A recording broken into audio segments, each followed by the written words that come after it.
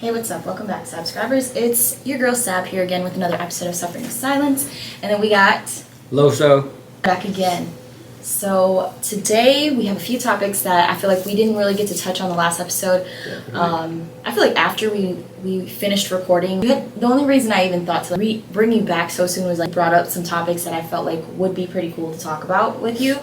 And it seemed like you were in a place where you wanted to share, so I was like, that's perfect. I wrote down some things, and should we get right into the, I guess what they call the meat and potatoes? Alright, so last time we were talking about how something that's obviously stands out about my podcast is we talk about domestic violence and just how it affects us, and not necessarily just our personal experiences in relationships, but just in general, even with growing up with it around us. And just I always want to hear a male's perspective of it, because obviously I will never know what that's going to be like, and I don't know, maybe for some odd reason I might feel like it will help me understand why I went through the situation that I went through with my ex. But at the same time, obviously I will never reach out to him and ask him, why were you so abusive? Because he's clearly never going to be in a place where he will take accountability for his part in that whole thing. And that's not to laugh at him in any way. But I always like to hear guys out, because you guys might have different insight that changes my perspective on things. Okay. And obviously I also feel like men don't really, there's obviously still a stigma in some way that men don't get abused. So I guess however you want to start, if you want to start with some of your experiences personally, or if you've experienced things like just witnessing things growing up. Okay. How has DV affected you, and how you feel like it has essentially added to who you've become as a person? Well, definitely, it's a learned thing. It's not like you were born a fucking domestic abuser or something. I mean, so you learn these habits and shit. And I remember growing up, being in school, we talk about how we grew up with our friends and shit, and we laugh about it, getting whoopings and shit like that, or when we grow up, I want a wife that does this and that. That's how I grew up. Being in school, talking to the friends.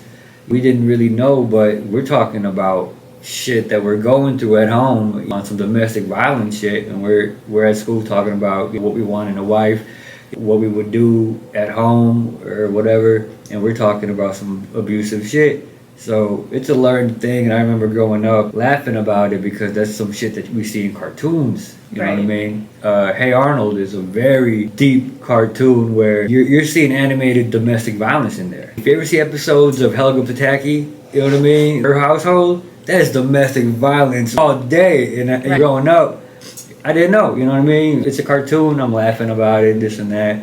But fast forwarding to now who I am and shit, these are things that we gotta really sit back and talk about and be like, all right, this is some shit that we learned and it's normalized now, but or we normalized it ourselves, but now it's like we gotta really put a microscope on it and process this shit, dissect it and be like, all right, how can we move forward and do better, and not really move forward and look back and bullshit all the time. And I know going through experiences with my mom and dad as a kid, seeing shit like that, I'm out the room. I'm going to leave. I'm not going to have to stay here. I'm going to go to my room, shut my door, turn on TV or whatever, play with my toys or shit. But that's my experience. So I'm seeing this shit, I'm learning this shit, and then you just walk away. Right. You know what I mean? I don't know how you experienced DV growing up, if you have. But that's essentially my experience with it growing up. I would see it, you know what I mean, but I would dip out the room. Or if it came down to the crime doesn't fit the punishment, if it came down to a situation like that where I'm being yelled at and it turns into a whooping over spilled milk, you know what I mean, there's something behind that whooping that really fuels it. And it ain't because I spilled milk. There's something else that you're really angry about. Now you're taking it out on me, type shit. So I don't know how you've experienced it, but that was my experience. I feel like for me, my experience was it was so difficult, because it's like literally my parents stayed together my entire life until my dad passed away. So it affected me in ways of I obviously knew that was wrong. The things that were happening in their relationship, I knew that was wrong, but I never knew when would be the right time to walk away from a relationship as toxic as it could get. And I'm like, for me to see my parents always argue and always fight, My dad wasn't always like super physical with my mom once I was like born, but I know that from her stories and just the things that my sisters tell me and how he was a lot more physically abusive to her, even because like my parents weren't even together long before they had me, because I'm a fucking love child. And so I think also that was like transition between his previous marriage and his relationship with my mom. And I know like his previous marriage was very physically abusive and toxic. Oh, it wasn't just him being the aggressor, it was literally the both of them going at each other back and forth. And my mom she's more of the way she typically responds is she doesn't typically fight back. She'll fight back with her words sometimes, but she's not necessarily gonna. I guess the best way I can imagine it is when I look at my mom and how she reacted in those situations that I've seen, she would just shut down, almost like a child. And it probably triggers something for her as a child seeing domestic violence as well. And she essentially just shuts down and just completely dissociates from the situation. And I started to learn that that's how I would respond in domestic violence situations. And sometimes I would fight back with my words, but he sometimes got me to the point where I was fighting back, even physically. I'll admit that I've kicked and punched holes in the walls and like shit like that because he's pissed me off. I wouldn't necessarily do it when he's there, because like we would basically argue a lot when he's leaving to go out. And I'd be like super pissed, and I would just like punch the wall or kick the wall or something. And I know that was extremely toxic of me, but that part of me started happening more towards the end of the relationship when I was just really getting to my breaking point. And that's when I started to realize like I really have to get out of this situation because I'm changing who I am. I'm becoming physically aggressive. And that whole relationship just like it was changing me in a lot of ways aggressively. I was getting physically aggressive with other people because of the gaslighting that he would do to me and manipulate me to believe that like, certain women or something were trying to threaten our relationship. And I would get physical with those women because I would think that's the way I need to defend myself, because he would just put me to that point, right? And I'm not saying I don't take responsibility for my actions. It's just like he brought a physical side of me out that I never wanted to unleash, because I've seen the way my dad is. I see how angry my dad gets, and literally when he's upset, he just sees red and he starts throwing shit. He starts cussing at everyone in his path is like, you're going fucking down. And so for me, I've seen that side of me in the past. Growing up, I've noticed those patterns. And so I went through like really, I guess my siblings would consider an emo phase growing up very early on. And I literally just numbed myself. And that was the only way I could even feel like I was normal. Because if I started to feel things, then I would feel wrong for feeling things, for feeling angry, for feeling upset, for feeling whatever. So it was just easier to just numb it all, because I saw so much of my dad in me. And a lot of it also has to do with like how my mom would portray my dad. And obviously I see his toxic tendencies and his abusive ways, and I don't discredit that. But my mom she never gave me the chance to perceive him in my own way as well. So it's like she would just relate so much of my negative characteristics to my dad.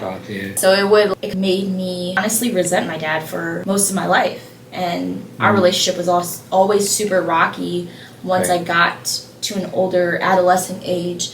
And obviously I always talk about like how I wish I could take those years back, because I wish I would have just kept a good relationship with him.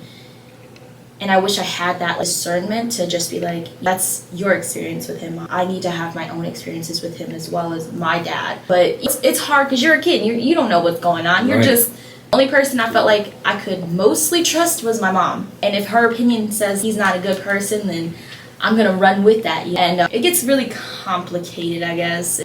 But I feel like when I see the situations happening with my parents, I want to walk away, but a part of me also would want to stay there and try to diffuse the situation. I always want to jump in and be the problem solver, and I always want to be there because like I always felt like me being present for those situations would protect my mom from getting hit. Because my dad would, I would always think, oh, my dad would never do that in front of me. He would never want me to see that. And I'm like, if I leave my mom alone with him, I don't know what could happen. And it didn't always help. I've seen my dad smack her before in front of me, so I'm like, so my presence doesn't really make a difference. It got to a point where like, you just don't know, like, as a kid, you don't know that you can't control what other people do, but you want to do your best to protect everyone in the situation. Definitely. So I didn't always walk away, and I always tried to stay and protect, and I feel like I carried that into my adulthood as well. Okay. I'm always like trying to problem solve situations, and when I see a project in someone, I'm always like, oh my god, I'm so ready and willing to help you and fix these things, without realizing that that's not healthy of me to do. Definitely. No, I was definitely a mama's boy, so I would stay for my mom here and there, but as I got older, and because my mom and dad divorced when I was 12, and as I got older, my mom was just like, no, you just go to your room, just go. He would push me away and shit, just, you don't gotta stay here and watch all this. So when I was younger, you know what I mean, I'm like 5 years old, trying to be Superman and shit, you know what I mean? As a kid, I would stay, but as I got older, my mom would just push me to the side. And she got smarter as far as how to deal with the situation, you know what I mean? Because she would stay, and that's where I felt like I learned that dependency from, because I would see my mom really stay and try to make this shit work. Right. But as she got older, you know what I mean, towards when I was 11, she was really on it. I don't know what switched for her, but she just all of a sudden was just going to work more, picking up more hours. She wanted to like fuck out and save money, get the fuck out. She was really on it, just cooking for us and just like doing what she had to do. But at the end of the day, my pops was just like, you gotta do all that, because I just keep the house. I'll move out. Keep the house, I'll move out. You don't gotta do all that. You're doing all this when you can just communicate with me. So that I'm noticing and seeing all this growing up, but I'm like, these two individuals are just like back and forth. They don't care. My mom ain't doing anything wrong by doing that, but instead of what's the MO, you know what I mean? Is it petty or is it for the benefit of all of us? You know what I mean? You can just communicate that with my pops. My pops was just already gonna give you the house and leave out. You know what I mean? So there was some shit like that where I picked up growing up, where I'm just like, in my relationships, I'm trying to bring more respect and communication in it, because that's where a lot of these little arguments and DV shits happen, from lack of respect and lack of listening. And because honesty, whether you're honest or not, the other person's going to receive it however. Right. If there's respect, it's going to be a positive outcome, I feel like, in my opinion. So I feel like it all comes down to respect. And growing up, it was really not much respect between my mom and dad. Right. It was a lot of pettiness, a lot of back and forthness. And then, like I said, toward the end of the relationship, my dad, just keep the house. I'm going to move with my grandpa. His pops, build himself up and get back out here again. When that's what happened, mom kept the house. We were living with her. It was not the end of DV, you know what I mean? Right. Experiencing that, because now we're going back and forth with like kids shit. Would you rather live with? And what you experienced, my mom would, every negative behavior I've had, she would just relate that to my pops. Just like your dad, this and that. I grew up to resent my dad and shit in certain ways. Having kids, it's kind of fucking difficult to not do that, but you have to learn. If you experience that, I wouldn't want that for the mother of my kids. Right. I'm not gonna be like, oh, you got that from your mom's. Cause fuck, damn, that's kind of some psychological warfare you got going on here and there. It is. You got kids. Do you have a good relationship with your parents? Not really with my pops. It's more, we're cool, but not really. We're gonna sit down and have a beer. Right. You know what I mean? Like, we're alright, but we're not gonna go out and hang and shit, which sucks, because I definitely want to go out with my pops. I definitely want to have a beer with them. It kills me that you know what I mean? I work in food service, you know what I mean? I see father and son all the time, and that shit sucks. It sucks, because it's just like, if I go ahead and be like, hey, let's force this meet up and be cool, am I gonna enable your behavior? Right. Or are you gonna be like, hey, let me change how I treat other people. Right. So I'm not gonna push him away. He's getting older, we're not getting younger. I wanna have that relationship with my pops. My moms, we're definitely good. We're definitely better. Have your kids met like your dad? Definitely. I wish I could be like, oh my god, like, y'all should cherish your father while he's around, because I know how it is to not have a dad because he's passed. And it's like, I could say that cliche ass shit, you know what I mean? Yeah. But to me, that's unrealistic, because I know it is not easy to work on those relationships when there's so much resentment in between, and it's just super complicated. And that's why when people say things, because like I have these conversations with my sisters sometimes, because all my siblings have different, they're all my half siblings. Okay. Like my parents were previously married before they had me, so I don't share any full-blooded siblings. So I talk to my sisters about like how they recently reconnected with their dad after essentially they haven't seen their dad or spoken to their dad in over 20 years. Okay. Ever since like, my mom left him. So I don't know how to tell them. I don't even know how to navigate the situation and be like, hey, like, you should repair your relationship with your dad because he's here. Because like I can only understand so much, because it's like there's obviously huge disconnects between you and your father because y'all haven't seen each other in like 2 decades. He has never been a father to you, and I will never know how that feels. But at the same time, I know how it feels to not have a dad at all, and I can't turn back the hands of time and be like, hey, I'm gonna go fix my relationship with my dad. But like, I wish I would have just met him where he was. Because I used to hate myself because I didn't realize, I know everyone says this shit, but I didn't realize how much like my dad still loved me until he was diagnosed with stage 4 and we had a conversation. It wasn't even a long conversation, it was literally a quick exchange of words in the hallway as I'm leaving, and I'll never forget him saying it to me in Hmong. And like, sometimes when you hear it in native language, it hits so hard. Oh, that shit hit me right in the gut and I couldn't stop crying. He's like, baby girl, why would you quit your job? He's like, you don't have to quit your job to take care of me. He's like, I'm your dad. I'm supposed to be the one taking care of you. And like, it literally hit me in my gut so hard. And I was like, oh, fuck, Dad. Nice. I was like, damn. I will never unhear those words in my mind. And like, those types of moments make me think, like, y'all need to cherish the time you have with your parents. But then I'm also like, I get it. Sometimes you're just so hurt and you're so clouded by your own hurt that like, it's hard to make those relationships work. And I know like it sounds like in our situation, we aren't just carrying our own hurt, but we're also carrying the hurt of our moms. And our mom's pain has really just spilled over to us. And it's not like I don't want to ride or die for my mom, but it's also like I should have had the fair opportunity to like, form my opinion of my dad myself. And I hate that like the next generation for my family, it's still like broken cycles. It's still the same thing, and a lot of broken families and a lot of shit talking each other. I don't like to speak on it because it's not like my situation, because it's my sister's situation. But I used to always play like a really huge role in my nephews and nieces' lives. Right. To the point where like, I'm stuck with this fucking house because my parents, I wanted to help my mom take care of my nephews and nieces because she has custody of them. But now they're over 18 and they're off on their own. But I got put in this situation because I felt like I needed to step in. Okay. But like, I'm always there for like, all of my sisters and their kids because I know their relationships with the father of their kid, the fathers of their kids aren't the best. And like, my own experience having like, conflict between my parents, I always try to encourage my sisters. I don't know how it is to be a mom. I will never know that feeling until I have my own kids. But all I can say is I don't think it's right for you to shit on their dad in front of them. As awful as he is, and I understand the pain that you have behind the way shit was with y'all relationship, but it's just never gonna be okay to shit on him because they're gonna hear that, and you should allow them the opportunity to form their own opinion of him.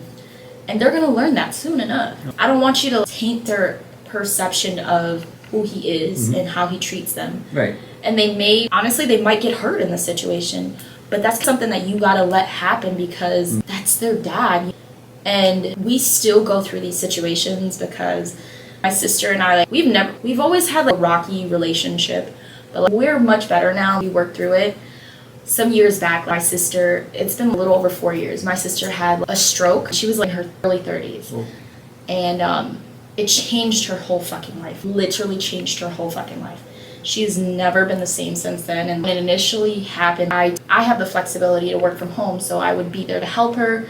I would pick her son up and take him to school, and whatever I could do, I would try to help. Okay. Her kids were living with their dad at the time, full time, because it was also around COVID. Okay. And they just had more flexibility in how they had a work-life balance, and they could keep the kids at home with them while they did schoolwork and their Zooms and all that stuff. So after my sister had this stroke, it just changed her whole life.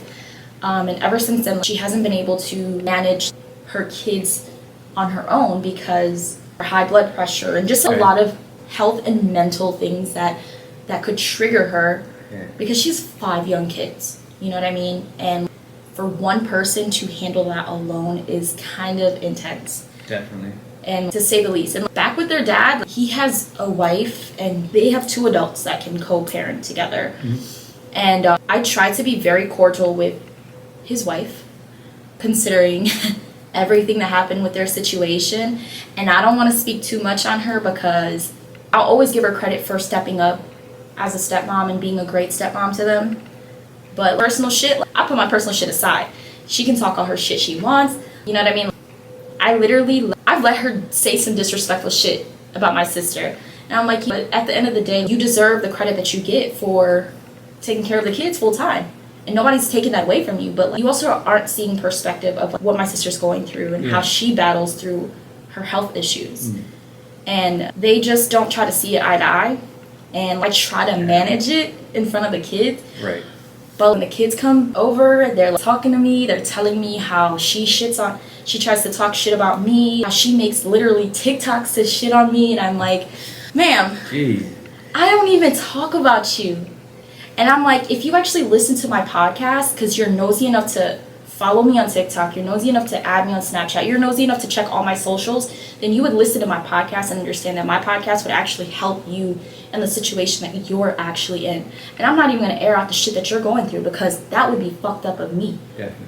But just understand, I'm doing something that actually could benefit you and what you're going through, but you don't want to hear me out because you can't see past whatever hatred you have for me when I've done nothing to you. Right. Even when my family shits on you, I still sit there and I sat there and defended you and said, hey, y'all don't understand what she's probably going through, what happened to raise 8 kids by herself. You know what I mean? And I'm like, she's also probably going through stuff with her relationship. We can't judge her for that. Mm. I'm here defending you behind closed doors, and you're out here just trying to shit on me on social media for what reason? Right. And I've learned that like, I just have to stay neutral in all of it because what matters is my nephews and nieces are going to see. I barely get to see my nephews and nieces, but when they see me, they're so excited. They're so happy to spend time with me. Why? Because I don't speak negatively on anyone else, Definitely. You know? And it's like my little nephew who's 8 shouldn't have to defend me in front of an adult. That's the fucked up shit that I don't ever want to happen to my kids. And unfortunately, like, carries on to the next generation in my family.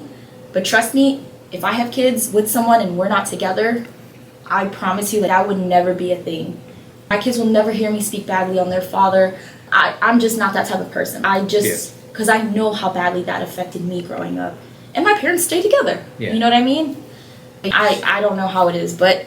That was something that I had to go through with my daughter. So, I mean, her mom, that was something that's the first rough experience I've had where I'm like, we got kids involved, a daughter, and now to what you were saying, I don't think, when there's 2 people really heated at each other, I don't think 2 people are going to really notice, look outside the box and be like, all right, I'm not talking to my daughter directly bad about her mom, but she's in the other room and she can clearly hear me over the phone. Or vice versa. Her mom would do the same thing too. Mom would do the same thing too, where she may not be talking to our daughter shit about me and shit, but you could definitely hear her and her sister talking. You know, I'm outside or I'm in the other room or whatever the fuck it may be, and it's just like, dude, I know our daughter understands English very fucking well. And it's just like, fuck, man, it's getting to a weird ass household. It's getting uncomfortable. I'm finding myself leaving out more, staying out more. If I could find a gym to fucking be at, you know what I mean? Or if I could find, during those times, I would go out to eat a lot. I was stressy, but not what you would think. I'm not like just for french fries and shit. I would actually try to eat meals and shit, but I would stay there at the restaurant as long as I could.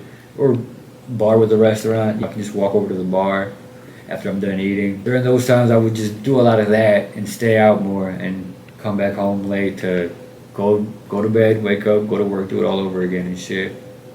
But my experience with that, when there's kids involved, it's really difficult to navigate personal feelings, but you gotta be disciplined about it, I guess, I would say, because from early on, I would definitely tell my younger self, yo, you was being a little bit more, you was being emotional. You have to not be emotional and think smart. If you're playing chess, you're gonna think about your next move and set yourself up. But then the psychology behind that shit too as well is just like, where's that room for guys to really express and be like, yo, I need to fucking yell, cry, yelp, whatever the fuck it is, whatever, you know what I mean? Let it out. Because we can always convince ourselves, oh, the positive shit that we're doing, that's what we're fueling the negativity from. It's shit that I'm, going to the gym, eating right, this and that. I can convince myself, yeah, instead of me going fucking crazy, this is what I'm doing, you know what I mean? But really, I'm just putting a cap over what the fuck I really want to do. I want to fucking break some shit. I want to kick walls and shit, and punch walls, you know what I mean? And I would do that, you know what I mean? But I would find a place to do it, you know what I mean? One time, we did have extra drywall. I destroyed that in the basement, just letting out my shit. But again, that's something like, if you're not involved, a person looking outside in is gonna say that's erratic behavior, you need to go check yourself in, you know what I mean? But if you're not going through a situation where you have no choice but to keep going because you have to go feed bills, you have to feed your kid, you have to go pay bills, you have to, you know what I mean? There's no more sick days, you have to keep going and going. You used all your sick days because you let a person really get you emotionally distraught to where you're gonna be like, I'm going home, I'm calling in sick, or I'm not going into work, I'm calling in sick. Hey boss, I'm leaving out early. Give me that point, whatever the fuck. Right. You're down to your last fucking, you know what I mean? You're just being ran through shit. That's insane. You just changed my perspective on something, and this sounds crazy. People are probably gonna hate me for saying this, but I see and I understand a little bit more now how, and I'm not comparing you and my abuser to each other, sure. But I'm understanding now that why he reacted the way that he did, breaking shit, being very physically abusive. And it's not to justify his actions, but there isn't an outlet, of course, for men to express themselves freely in a healthy way, or they just don't know how to, right?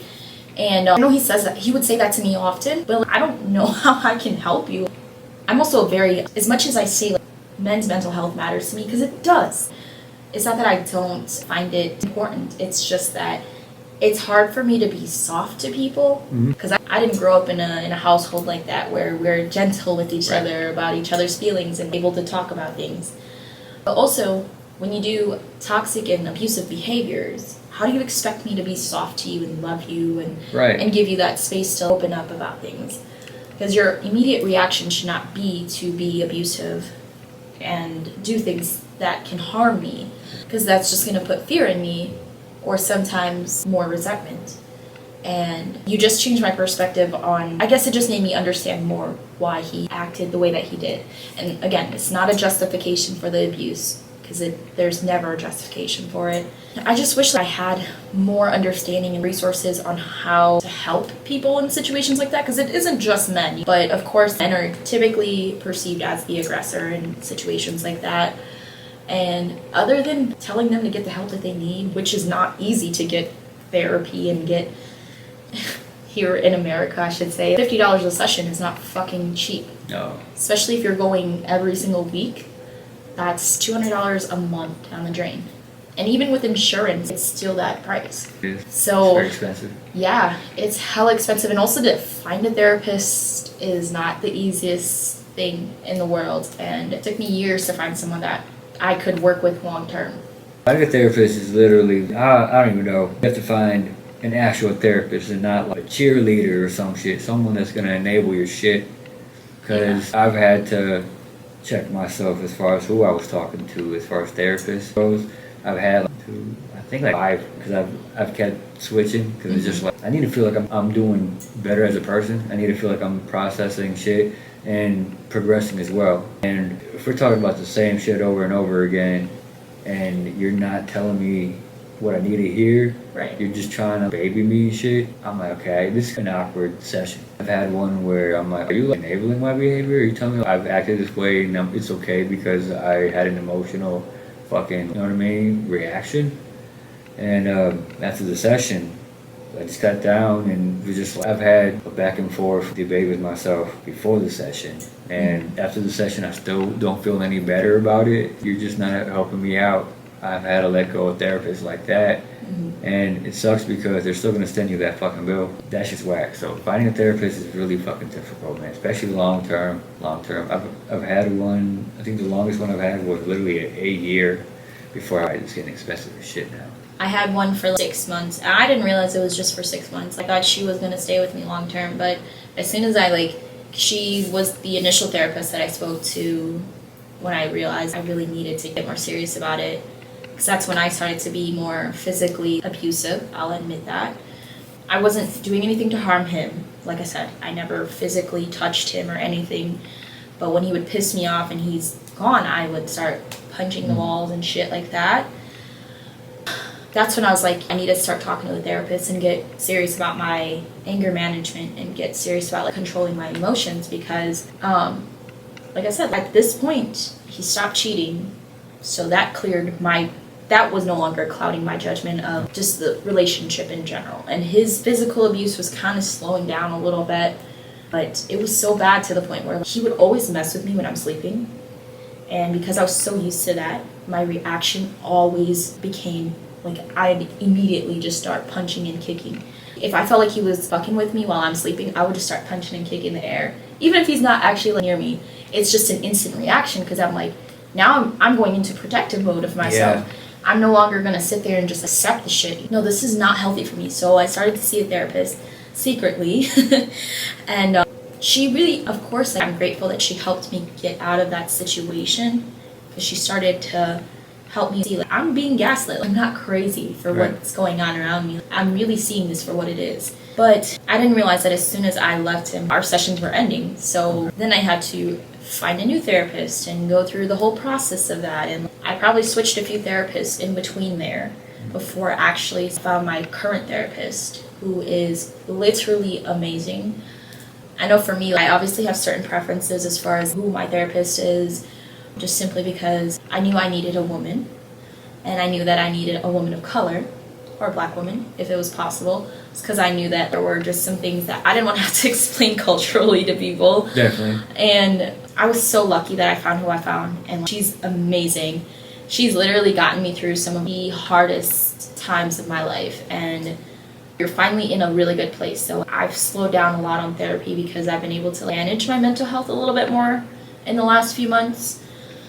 But I still check in with her at least once a month or so, just to make sure I want to be preventive of my manic episodes if I can. And definitely everybody does. Exactly. People have them. Exactly. And it took me a long time to realize this switch over. For so many years, I was just going through life, just cruising by, just living in this cloud of literally just not even living, just cruising through. And when you finally come out on the other side where you're actually able to manage your mental health for real and you're able to healthily just be yourself, it feels insane. I never thought I would get here because I never knew that it was that bad. And I'm so grateful that I've gotten to this point because I just be so unbothered by shit. I know everyone always says don't send the paragraph, don't crash out on someone, but I am sending a voice memo. I would do that sometimes, but I feel like I feel like it's healthy when you can actually express how you feel to someone without attacking them and just telling them honestly, this makes me feel this way, your actions make me feel this way, and I'm telling you these things because I give a fuck enough about you in this friendship or relationship, because I want you to realize that you could do better. You could be a better version of yourself if you just understood this. But also you can't take accountability for someone else who isn't going to take accountability for themselves. Right. I've also learned that's not me crashing out, because when I crash out, it goes worse. The way I used to be in the past, I was like, damn, I used to let them get me out of character so often. And I'd be going off on you, going crazy. Oh, well, go fuck that bitch then. Hope you're using protection, or just some dumb shit like that. I was so toxic. Now, I'm like, any guys that have dated me recently, if you're mad because I'm telling you how you're making me feel, and I'm telling you an adult, and that still makes you feel some type of way, then that's something personal, bro. Because honestly, I'm not even getting out of character. I'm not getting out of character. Because the moment I get out of character, you're gonna know. because I'll be at your door. Yeah. Like I said last time, Sure. I'm pull up queen. So don't play. But I have not let anyone get me out of character like that in so long. Like, I've just been so chill. And I'm like, Just a chill girl. I'd be like, just a chill girl. I'm scared. What if one of these days I just end up crashing out? But I'm like, no. I trust myself enough that I've gotten to such a good place that I'm cool on all that. Like, if you can get me to the point where I'm crashing the fuck out and I'm pulling up on you, then you're not going to be a part of my life. Definitely. Like, it's not me avoiding my issues. It's literally me knowing that this is going to be toxic behavior. Right. Because I've had people resurface in my life who have gotten me out of character, and I'm like, and they keep pressing my buttons. They keep doing the same thing. Like, they keep trying to get me to react. Right. And I'm just like, you know what? I'm gonna just let you talk to yourself. Because here's the thing, I'm muting your conversation with me. I don't even have your number saved, first of all. Muted your conversation with me. My phone's on D&D all the time, so I'm definitely never seeing your text messages. And you can call me all you want, but it's never gonna come through. Right. I'm not gonna block you because I'm gonna let you keep thinking that you have access to me. But I'm never going to even read your message because I could give a fuck less. I'm like, I could be who I was a year ago and totally crash out and send all these text messages to your girlfriend, but you're not gonna be that messy. I'm not gonna be that person. And I'm like, y'all don't want me to get out of character, because when I get out of character, it goes bad for everyone. That's growth. It's cool. It's really growth. And I'm like, the people, when I find the love of my life, you're gonna get the best version of me, because I'm a chill girl now. I'm not blowing up on anyone. I'm not getting irrational about shit. And anytime someone tries to reel me into some toxic shit or some abusive shit, I'm gonna talk to you real nice. I'm gonna tell you how I feel, and I'm gonna ask you if you feel like you're adult enough to talk to me about how you're feeling right now and why you feel like you need to act in the way that you are. Let's say you choose not to tell me how you feel and be an adult about it. I'm so good on that. So over the struggle of that shit is dead to me. I'm going into my 30s. That is, the love of my life isn't gonna do that. It's an exhausting thing. It is, and I'm like, I can only imagine how it would feel if I had kids with these people. Because then I'd have to be linked to you forever. Mm-hmm. And I think also, not that I feel like having kids is something that holds you back, but I know it doesn't give you a lot of space or time to work through yourself. Right. And be better. Other lives. I care. Exactly. And I see that a lot. And when I watch my sister, she's never going to get the space that she needs and deserves to recover from that stroke. Mm-hmm. I always look at her and I'm like, oh my God. I wish that they took mental health more seriously. Yes, she's here, she's physically alive, she's physically okay, but her mental health is not okay. Why have you not recommended her to talk to a therapist? Why have you not recommended that she speaks to a professional about this? Because she's literally traumatized from this, and I see it in her eyes. And it literally breaks my heart every fucking day to see that. And then I think about, bro, look at all the shit she has to balance. She had to learn to do almost everything over again. She still can't remember shit to this day. Short-term memory is gone. Mm-hmm. She'll literally repeat the same thing to me over and over. And they expect her to go out in the world and just work like normal and live like normal. She's not okay, bro. It's not always gonna show every single time you see her. You would see her and you would think she's perfectly okay. But when you spend enough time with her, you notice the patterns and you're like, that shit literally used to break my heart to see that. And even we've been through shit. We don't get along sometimes and we fight and we argue, but I just hate that she just will never be given the space that she needs to be mentally okay. I can't imagine you going through what you got to go through mentally as a man, not having the space and the proper tools to express yourself, but then also still have to be a father and also still have to provide. And it's a lot of shit. It's the whole fucking thing. It's a list, but every day is the fucking struggle, but every day is kind of like, if you wake up and you put yourself in a good ass mood and you fucking put your best foot forward, the next foot's gonna follow. Everything's gonna be all right. That's how I look at it, because I know if you ever been, I've been at a low point where I'm looking fucked up. I'm looking way strange as fuck. Not even normal. I didn't shave. My hair is all fucking crazy, and just going through it. But you still have to go to work, and being told, all right, well, go fuck that bitch then. You know, like, yo, I'm looking fucking crazy grizzly, a fucking mental health patient right now, and being told that, like, your lowest is just like, what the fuck? This lady does not have no gives, no fucks,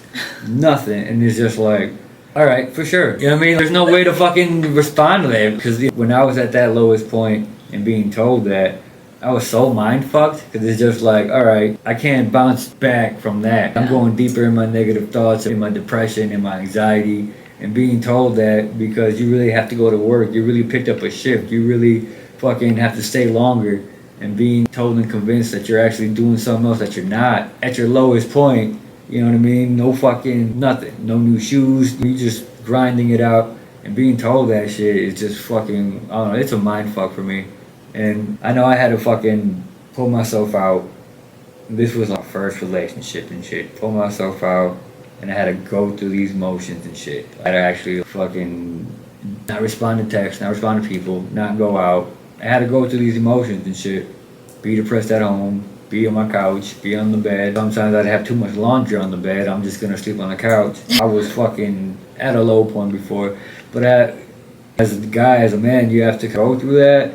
It sucks, but it's fucking reality. You got to go through these emotions to get back out and know how to navigate. In the future, if you ever go through a situation like that, like, all right, you're being at your lowest point, this and that, are you really going to let some words really fuck you up? You know what I mean? Because I've been through a low point more than once, and being told that more than once is fucking wild. You know what I mean? You would think your significant other or whatever would try and like, encourage you or dust you off, maybe bring you back up. You know what I mean? If you're at a low point, but I don't know. If there's no respect and communication, like I was saying before, it's going to be hard. And it's really difficult to even bring that up if one person's at their lowest point. They're shutting down, you know what I mean? They're shutting down. They're not open. They're not going to try and talk to you and communicate with you. They're going to just go to work, do what needs to be done because like, you're a man and you have to be strong and you got to show these kids or whatever. Right. Show your girl, hey, you know what I mean? I'm not going to fucking cry and be distraught. I'm going to go to work and do what I got to do. So going through that experience, like that charged a lot of domestic violence arguments and shit to where it's going from, hey, you're not home at this time, you're doing something else, to you're not making it easy for me to come home. I'm staying out more, to, oh, we're trying to convince each other. And when you say that, do you feel like you ever said it in a way where she could take it personally and be like, because like I had those conversations obviously, or those arguments. Oh, I definitely have. He's always like, well, why do you think I'm always fucking out? Because I don't want to fucking be home with you. You literally suck the life out of me. Rather than communicating and telling me, like, hey, this doesn't, like, I'm not happy here. Like, I don't want to be home because... Yeah, I've done that. I've done some irresponsible, said some dumbass shit like that too. But that's my first situation. We're not really lucky to always be in relationships where your significant other experienced that in the past and they know how to navigate now. So my first experience, I've done that. Fuck it. But then my second, third, whatever the fuck, small other situations, arguments, debates, I would try and be like that, try and communicate like that. And if they're so emotionally charged, I'm getting bashed. You know, I'm just getting shitted on, fucking darts thrown at me and shit. They're not gonna hear it. They're not gonna want to hear it. I've been in situations where literally trying to be responsible and communicate properly and talk and not talk out of line and call anybody out by name and shit, and that's being taken as I'm being a smart ass, I'm being sarcastic the way I'm talking. I'm not engaging in how you're feeling, but I'm engaging in the conversation. I'm engaging in the subject. I'm not engaging in how you're feeling. I don't want to pull or tug on your emotional fucking shit to try and get a rise out of you. I've had those experiences too as well. Both of them suck. I hear this often, and then I was listening